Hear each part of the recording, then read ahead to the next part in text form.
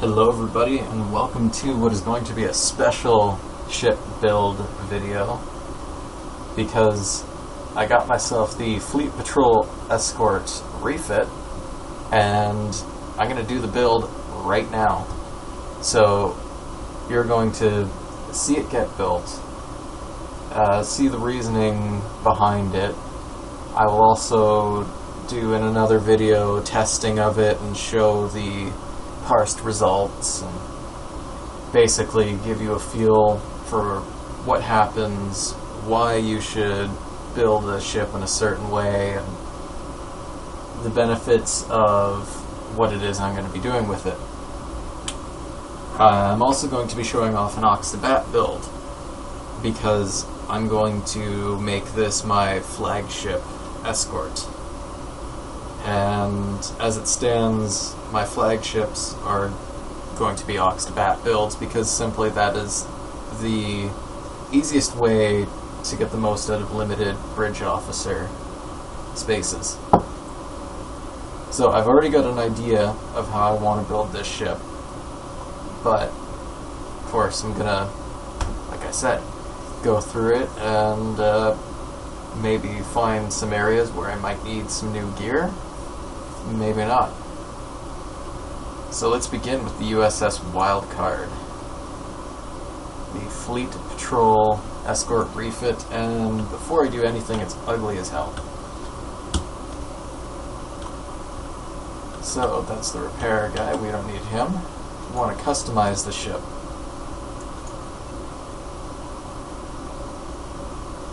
So there's some standard layouts.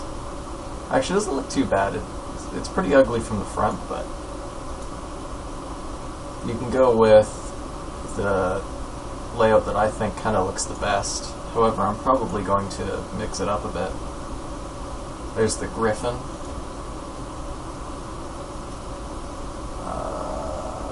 This one is the Hermes, and then there's the Tempest, which I can't use because I didn't buy the C-Store one. I just went for the Fleet. So we'll leave it at this one for now because I like the saucer. This is where we're going to start with the Dervish. The bridge.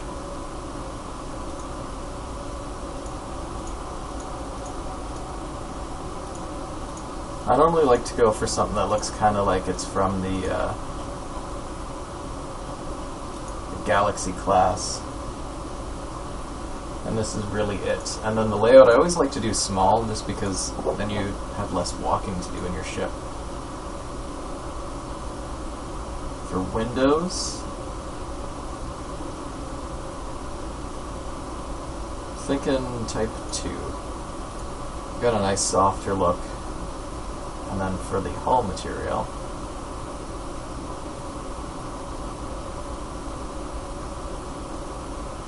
the hull material will set to 6 for now, but I want to see how everything is going to look first, and it's easier to have the highest contrast so you can see the differences in different patterns and stuff that you lay out. So yeah, definitely the Dervish is my favorite for the saucer. For the hull, I kind of like the Hermes. Hides down in there real nice. The nacelles, definitely the Dervish. I like the big roundedness to them, and they're stretched out. Or the Hermes again, because the Hermes is nice and short. It does look pretty good. Stick with the Hermes and see what happens with the center pylon. Ah, you can get rid of the center pylon. That looks great. It actually looks good with the center pylon though too. So that's a tough call. Dervish is, no, there's too much of it. But I like that. It's not really big and bold and overzealous, but it does give the ship a sturdier look.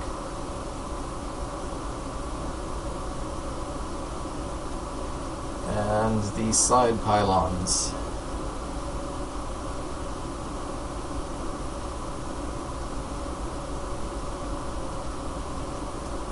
Again, the maelstrom looks quite nice.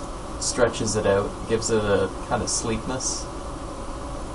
It's a little ugly from that view, but I think that is the best way to do it.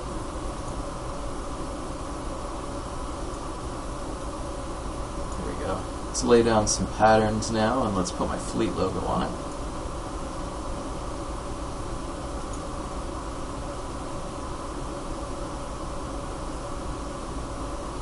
It does look like colors are going to work with this too, and that looks really good.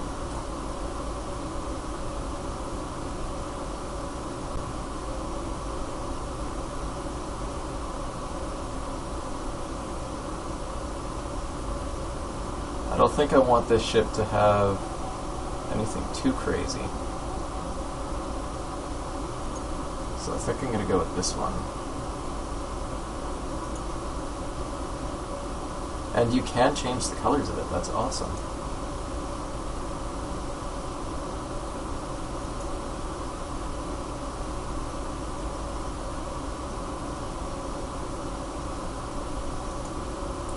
Actually, the purple looks quite nice with it, too.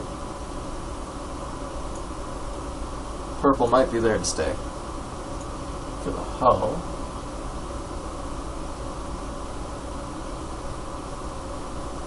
The Andromeda looks pretty good. Everything else is getting a bit too involved.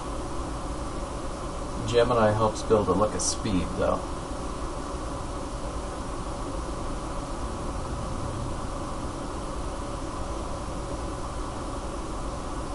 Gemini or Andromeda? Oh, that's an even better one. Alright, Corvus it is. The nacelles, I think I'm just going to leave them blank. I might even leave the pylons blank.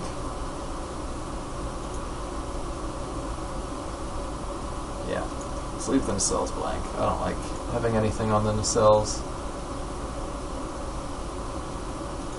Or the center pylon. The side pylons, however, look quite good with the Corvus as well. And of course, you can customize your ship as much as you want. I think it's really cool that the Patrol Escort, much like the Heck, is very customizable. A lot of ships don't have all kinds of colors you can put into them. The Vesta does, the Heavy Escort Carrier does, and the Patrol Escort does, it would seem.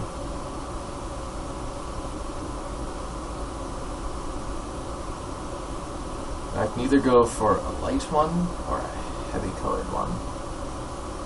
The heavy coloring looks quite good.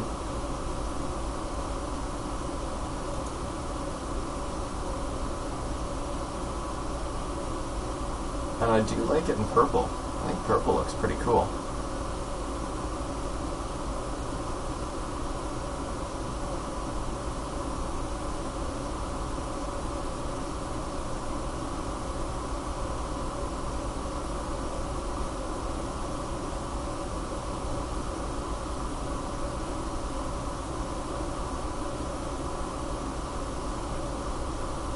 And I think I'm going to brighten up the purple too because it'll look darker in space.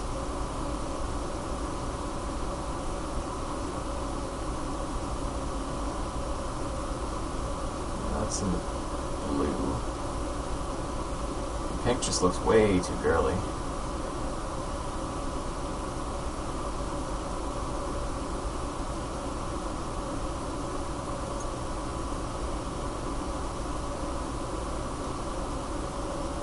I think that is how that ship is going to look. There we go.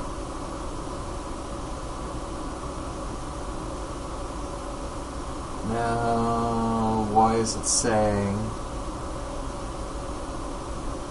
there's a cost to it?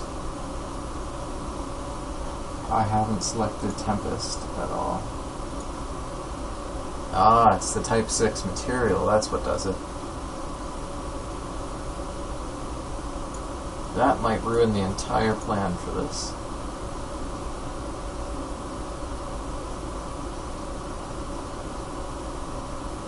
Because it just doesn't work in the black. Alright, type 1 material it is then. Still looks pretty good. I don't like the colors quite as much anymore though.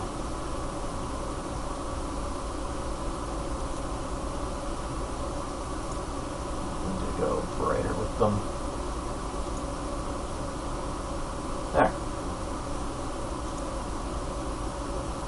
So, we now know that if you do not have the C-Store one, you can't use the Tempest layout, which isn't a big deal. You can't use any of the Tempest parts, and you can't use material number 6. Now that that is over with, it's time to build it. And first things first, the Tempest Tail Gun. We're going to take a look at this. So it's a fused aft weapon, and this is the same with the Z-Store version as well. It's accuracy, damage, arc, and rapid fire. So this gun is pretty cool. This is unique to, and this is the only Escort with 8 weapons. It's kind of like 7.5, but depends on how you look at it. So the Tempest Tail Gun fires a series of high damage bursts in your rear arc. Energy weapons are equally effective against starship shields, and hull phaser space weapons have a chance to reduce the target's weapon power. The Tempest Tail Gun is set up to fire on targets in the rear 90-degree arc of the patrol escort and defaults to the rapid fire 1 firing mode, so you don't need any modifiers with this, which is good for what I'm doing with this specific build. Sorry, just trying to get comfortable. Been sitting in this terrible chair for too long. Like other cannons, the aft-firing Tempest Tail Gun can be modified by scatter volley and higher-rank rapid-fire bridge officer abilities. The aft-firing Tempest Tail Gun is fused to its own slot and does not fire and does not fill one of the ship's 3 aft weapon slots, as we can see. It's fused and cannot be removed. Now I'm on the ground, so these stats aren't actually what they'll be. And everything is pretty standard about it after that. The dual phaser cannons, eh? For some reason it says it's dual phaser cannons that are in rapid fire 1, and if so, that's pretty awesome.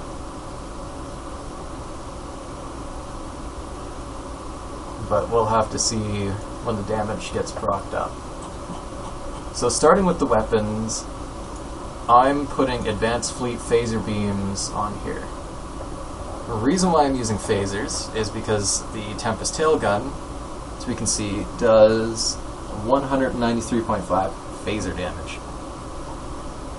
And I'm going with beams because I intend to take this into PPP and pretty much everywhere else in the game. And basically, you get the best out of your maneuverability, out of your arc. You can use your defense to help you survive. So it's going to be a very copy-pasta build, but with good reason. And that being, you know, you gotta do what you gotta do to eke the last little bit out of it. So, we have our weapons, which means we also have determined the tactical consoles we need, which are vulnerability locators plus phaser.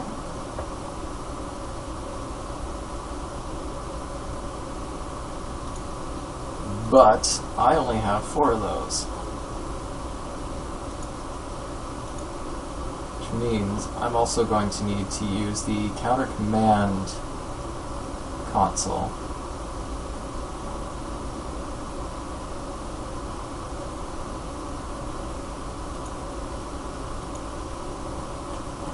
More on that in a second. I just have to find... Oh, I know where it'll be. It'll be on the Galactica one. Nope, that's Photon. That one's Phaser. So the reason I'm using the counter command is it does boost your phaser damage by 13.1. Unfortunately, it does more boosting to photons, which I'm not going to use, but there's a 2-piece bonus which increases phaser damage by 7.5%, and that's what I'm going to try to go after with this. So to get that, I will then need to use the hydrodynamics compensator, and now I've got the 2-piece set. Simple as that. Because this is going to be an Aux2batt and not an Aux2damp space build, I do need a neutronium in there. And I'm using the hull HP because I'm going to put the 2-piece Borg engine in deflector, and this is already boosting turn rate, and I'm going to use the tachyokinetic converter console. So turn rate's being boosted quite a bit.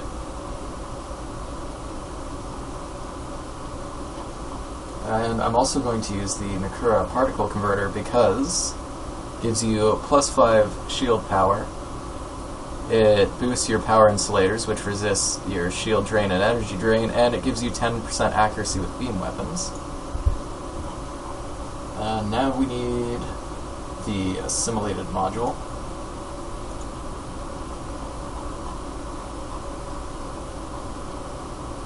And I'm just going to look over everything first. Yes, I will want to use the tachyokinetic converter. The reason why I'm using the tachyokinetic converter over, say, the bioneural infusion circuits, which I also have, well, the reason why I'm using it, period, is because it gives a bit of flight turn rate, which isn't really necessarily what I need, but it boosts your critical chance by 0.76 and your severity by 7.6. And that's similar reasoning for the assimilated module, because this boosts your critical chance by 0.92 and your critical severity by 9.2, and it boosts your weapon power and your hull healing. Your weapon power is boosted by a flat 5, and your hull repair is boosted by 5.1. And a hydrodynamics compensator also boosts your engine and auxiliary power, which is nice.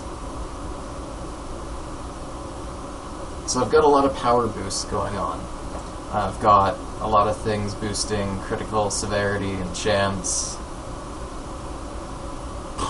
I'm going to have to get another vulnerability locator plus phaser, though, for this ship. So I guess that'll have to be my next fleet purchase.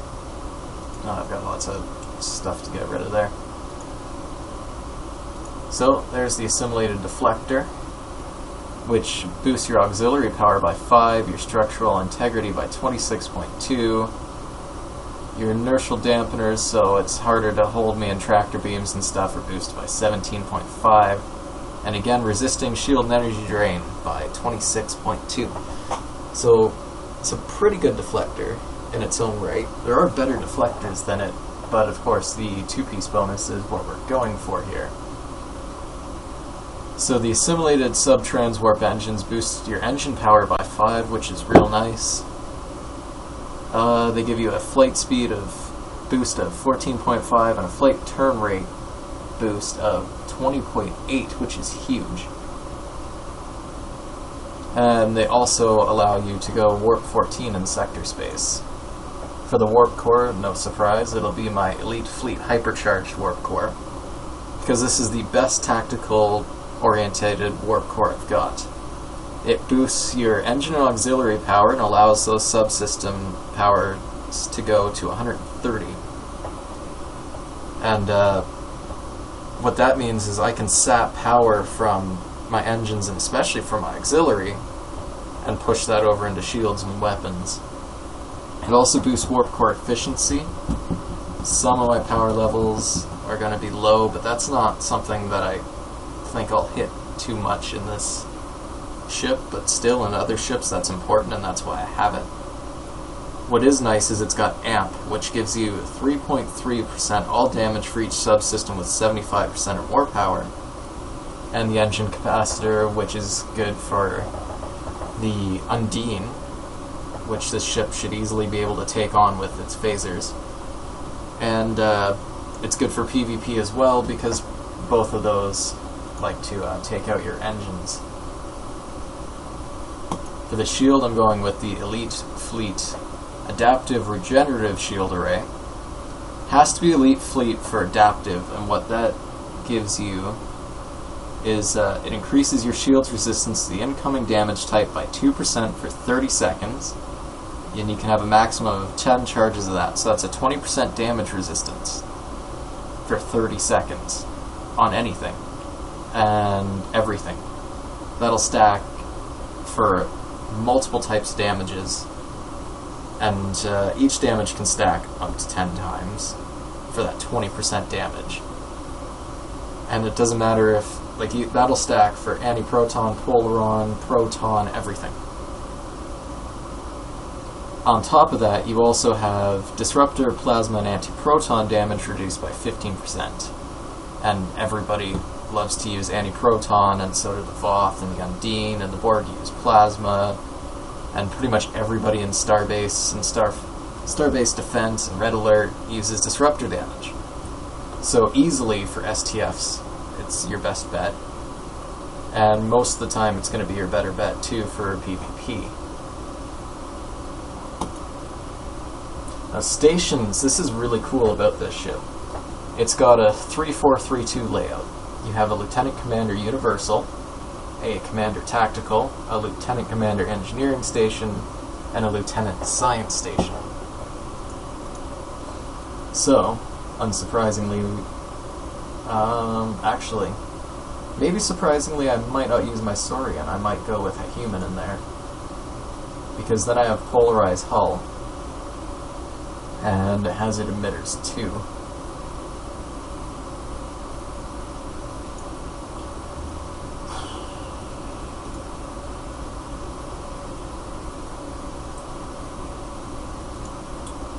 Ideally, I would like to have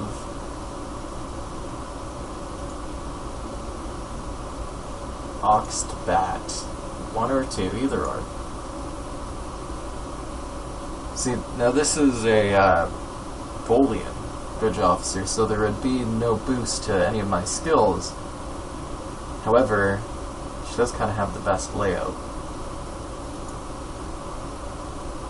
For Commander Tactical, the problem with my Romulan is TAC Team, Beam Overload, and Omega 1 are so key for so many builds that I don't want to change it, although I could change it about lots and go back and forth and things like that. What would be ideal with him for this build would be TAC Team, followed by Attack Pattern Beta, followed by Fire at Will 3, and then Attack Pattern Omega 3. And I might just do that just for this build. Now, I want to put another engineer in the Lieutenant Commander Universal Station, and the reason I want to do that is to make it tankier. With having 2 attack patterns, ANFA, and TAC Team, I'll be good. Tactically, that should do the trick for just about everything.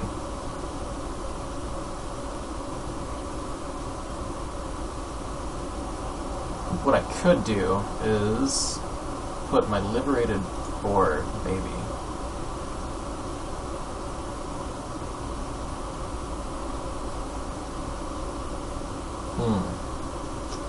Gotta think about this. Reverse shield polarity might be nice to have, because I won't have a shield heal from my Lieutenant Science.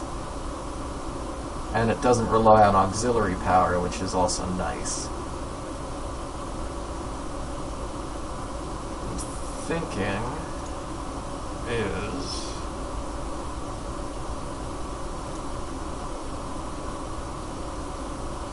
no, I need her set up that way for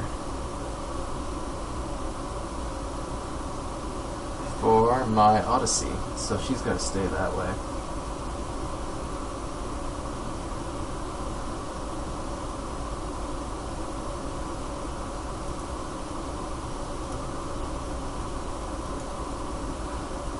I could have...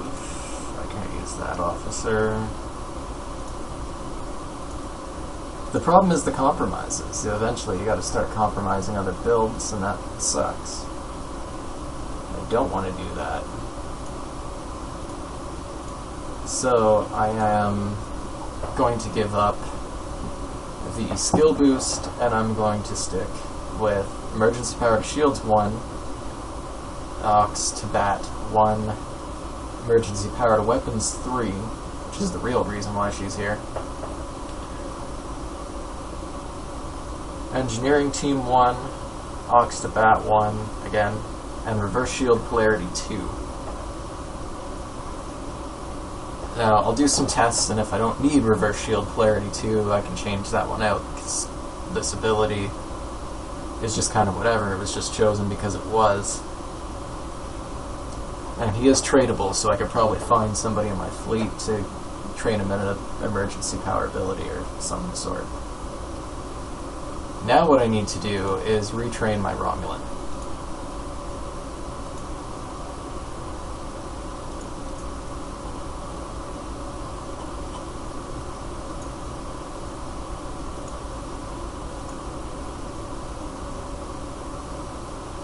And I don't know what I'll do. Maybe we'll see what happens, but I would like my Romulan to be there, and I would like my Romulan to ideally have this layout. So that's just that. Gotta go to the buff trainer now.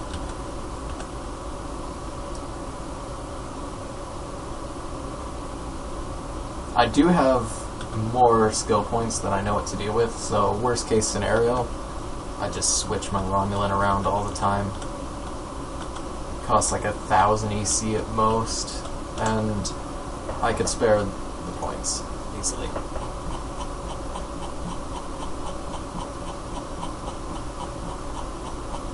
Just need attack pattern beta, and the reason I'm using attack pattern beta is because it provides a short-term debuff, but it'll do it to multiple targets. So, what's really great is if, say, attack pattern Omega is on cooldown, although I might you can just hit beta and hit Fa. Hit everybody. Everybody gets a large damage resistance debuff for 5 seconds, which is awesome, because then everybody else firing on that target gets to benefit from it. It's not as good in PvP necessarily, although it still could be pretty good. It all depends on how you use it. But attack pattern Omega 3 is the attack pattern of all attack patterns. Fa 3 is crazy good. And I would only go with attack pattern Beta 1, although it was Beta 3 previously on this officer, just to accommodate other builds. But that was the case, well yeah, just because it was to accommodate other builds, but Beta 1 is good enough. And I think we can go to out into space now, because we have the ship built. Before going up to Earth space dock, though, let's look at duty officers, because they're going to be important as well.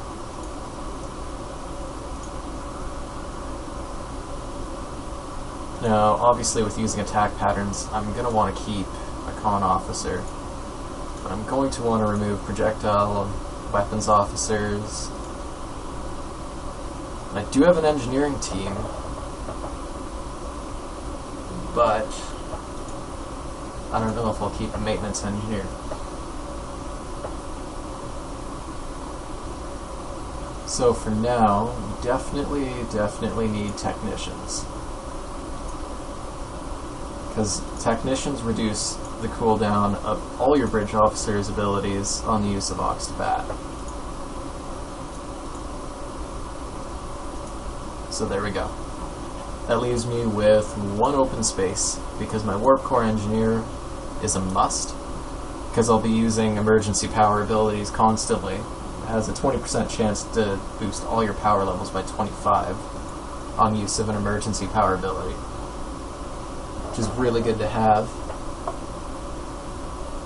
So, I have a few choices now.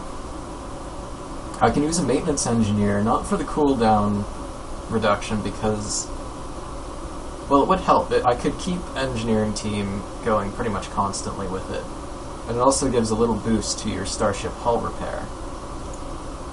Or, I can use a systems engineer, which has a 20% chance to increase all power levels by 5 when activating engineering team, which may be more useful. Because all in all, that's like a 20, that's a boost of 20 to my warp core potential. And I think that's what I'm going to put in there. For now, anyways. Maybe I'll find that my hull is getting eaten away too much and I need to put in a maintenance engineer. That's the point of testing. What you do when you build, right? You get your general idea, you start to build it, you think, once you've got your general idea together, then you say, okay, I need the vulnerability locator. For that I know for sure. Then you do the tests and you can say, okay, well, I need X, Y, or Z, and well, that's a cool looking ship. It's a very cool looking ship. The thing I want to do too before I get into space is disable all these visuals. On some ships it looks good, I have a feeling on this one it won't. So it is now time to beam to the ship. Set power levels, set the power tray. Take a look at what the weapons are pumping out for damage, and wonder why this got kicked off of there. The stations are all filled. Now I need to set this to tray 7.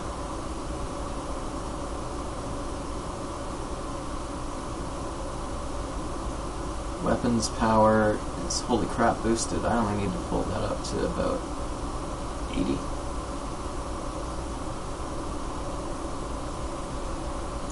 No, maybe a bit more than 80.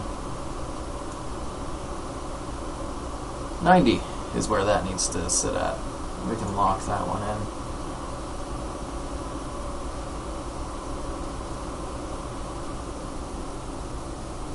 Now I need to find Aux2damps. Or not damps. Aux2batt is going to take 79. That does not sound great. I need to look at the skills and make sure everybody is properly trained.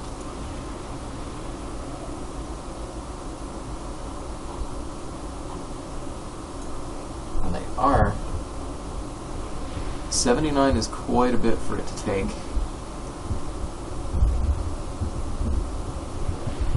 But if that's what it's going to take, that's what it's going to take. You can't get around that.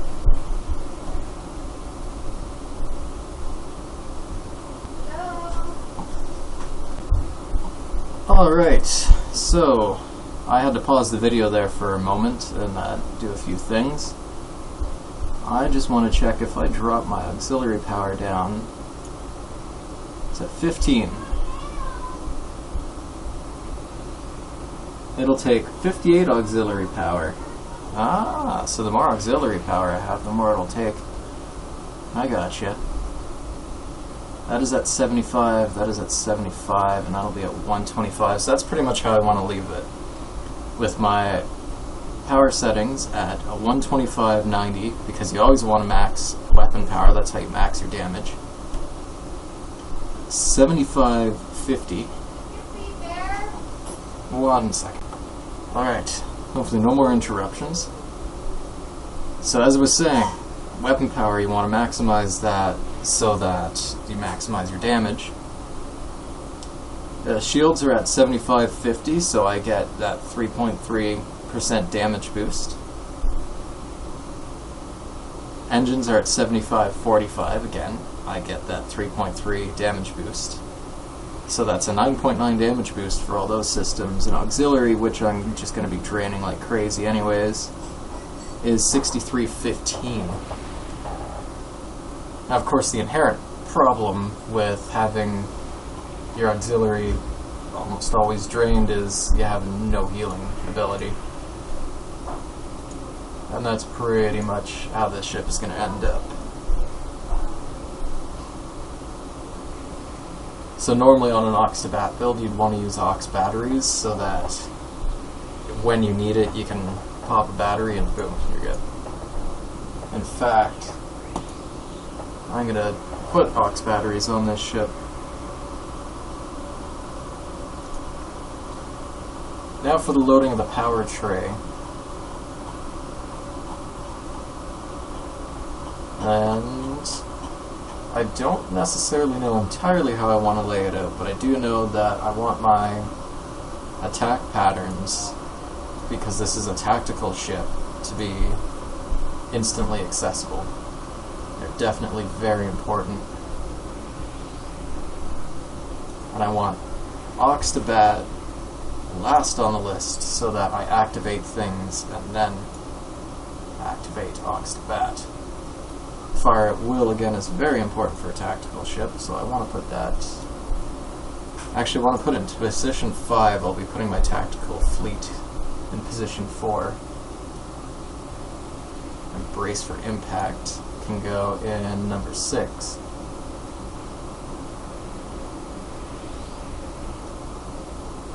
Put emergency power to shields second in my strike. Or to weapons, sorry. Don't know where I'm going to put engineering team yet. I'm not sure about fire on my mark either. Alright, there's a lot of noise where I am right now. Everybody's just deciding to warp in and out at once. So we'll go hang out over here on this side of Earth Space Dock. And we can take a look at the patrol escort in space too, while we're at it. A bad looking ship. Definitely very customizable. So back to the power trays. Now I gotta start pretty much from scratch. And I want to look at this too. Aft dual phaser cannons. They are dual cannons on the back. That is awesome. Very glad to see that for sure.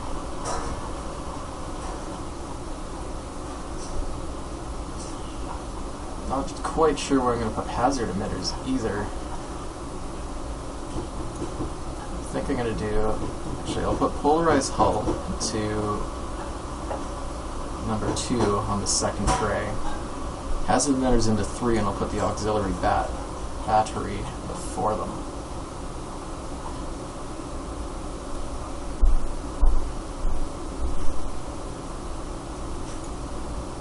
Put my active space jiggers.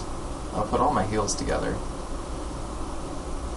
It's good to kind of group things together because then when you go, I need a heal, you always know, especially when you're switching ships a lot and they don't stick to the same layout. It's nice that you can just kind of slap it in there. I'm going to throw my tactical initiative into my 7 tray. Just because I always do that. It's not really all that useful of an ability anyways. It just reduces the recharge time of tactical abilities by like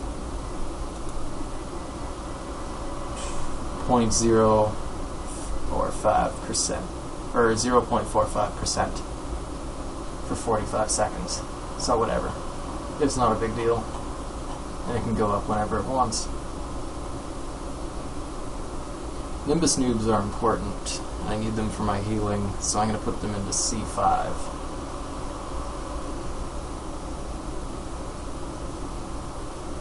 I don't know if I should have room for fleet support, so I'm going to put that into C6. I'm going to drop evasive down to number 7. My engine capacitor I will also put in C7. So that engines are in the same spot. Emergency power to shields and engineering team can now go into the 7 tray. right behind emergency power to weapons.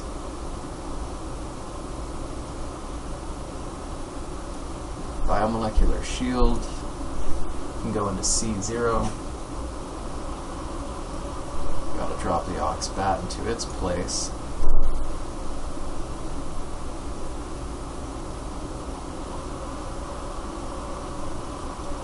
I want to monitor when the aft cannons are firing, so I'm going to put them into the third tray. I've got my trade freighter in this. The third tray I tend to use as a, hey look, these are things. Things that I can use when I'm in sector space.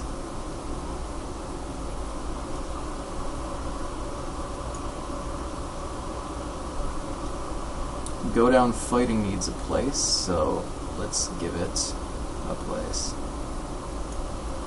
From now, we'll put it into the 8th slot. Some of these might get moved around because it looks like the end of my bottom row is going to be empty. And if that's the case, I may just move my healing over to there. But it doesn't fit quite as nice either. I'm going to put ramming speed in here just because it might be useful. You never know when you've got to desperately ram somebody to death. Move the Phoenix up, and I need my quantum slipstream drive up here for sure.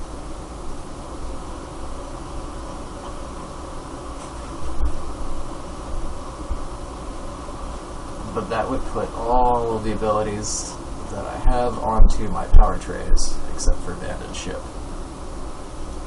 Which I may as well throw in there because I have the room. So, go down fighting is okay to have. It's not bad to put there. But what I think I'm going to do is swap my active rep.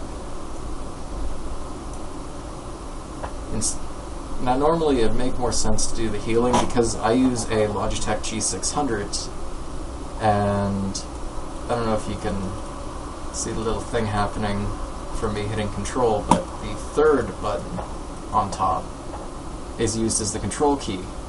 So I have numbers 1 to 0 on the side pad. I hit control, I have control 1 to 0 now. So I have access to rows 1, 2, and 7. 7 through the spacebar, and then 1 and 2 through the G600. So it's good to have my healing in a progression. If I'm in a real oh shit mode, it's nice to just be able to go control 1, 2, 3, 4. Done. As is the same with doing an alpha strike, it's easier to just go 1, 3, 4, 5, 6. Done. I'm going to remove these extra abilities. Alright. That was interruption number 3, and now you're probably going to hear the noise of the laundry behind me, but we soldier on, we move things about a little bit, clean up the tray, and there's just one final thing to do, which is check out the ship weapon power and set them all to auto-firing. So the phaser beams, and they're all the same beam, are doing 1373.1 phaser damage at 1098.5 DPS.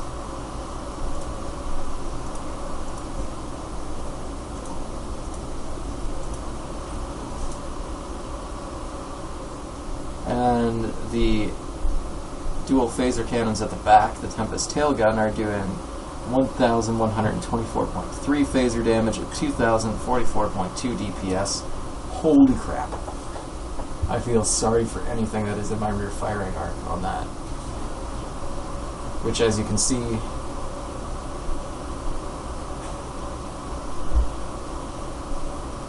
with the overlay there, is quite small. But something I do want to check out is what happens when we remove the counter command console. Phaser damage has dropped considerably. It dropped about 100 DPS on that. 988 without, and with it, it's 1098.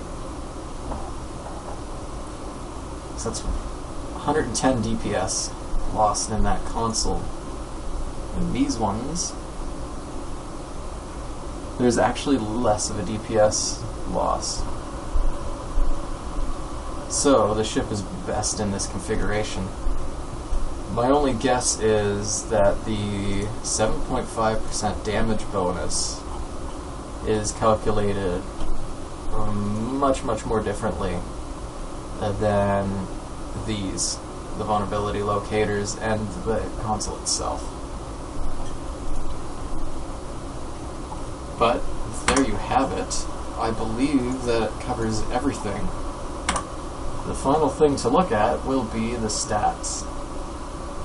So nothing here is really exciting. Stealth detection rating is garbage at 25.4. There's a crew of 200.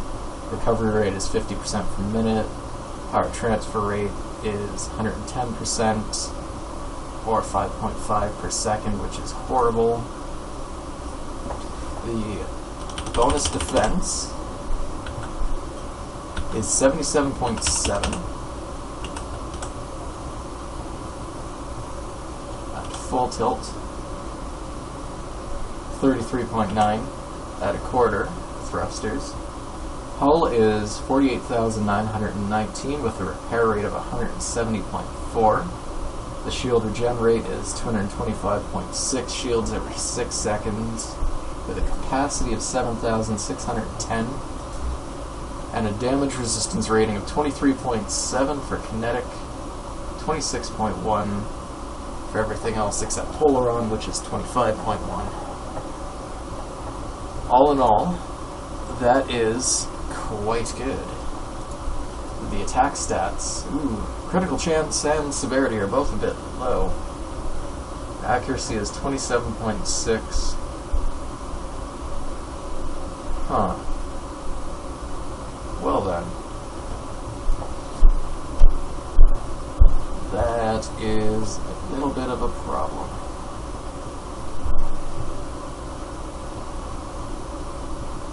I don't want to lose the bonus accuracy or anything like that. I don't want to put a torpedo on it. I don't want to put the experimental proton weapon. So, the attack stats on paper are a little disappointing. However, I do have some traits to help. Crippling fire, for instance, which reduces your enemy's accuracy by 2.4% when you hit them with a critical hit. Fluidic cocoon, that just increases damage. Hull does nothing.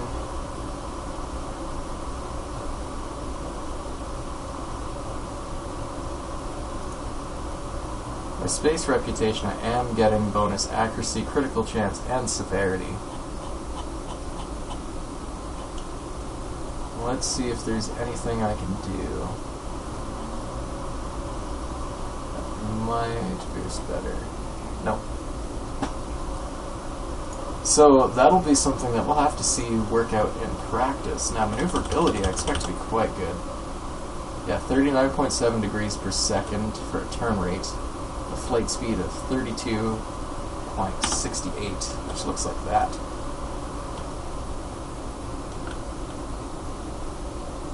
And that's standard. Unmodified and pretty fast. It's very thin ship, too. Very ugly from some views. Looks pretty good from the bottom for sure, from that view. Well, there you have it. That is the total build. I have to save it, of course. This is the last part of it. Save your builds after you're done them. Save them in space. Do it in the Sol system. It's just easier. Save it as temp, as in temporary. Testing will determine if we need changes, but for now, that is the build. I will upload this as soon as I get a chance, but look for it to kind of be as a series to go along with the regular updates on this ship, and changes I've done to the build, why I've done them, different parsing. I will actually show the testing on this one. This will be a project ship for you guys to learn, and this will be a project ship for me doing a flagship Beamscort for PvP and PvE. So, thank you for watching, everybody. If you've made it through what I'm assuming is going to be a very long video, thank you very much. I hope you have a great day. Happy hunting. Take it easy.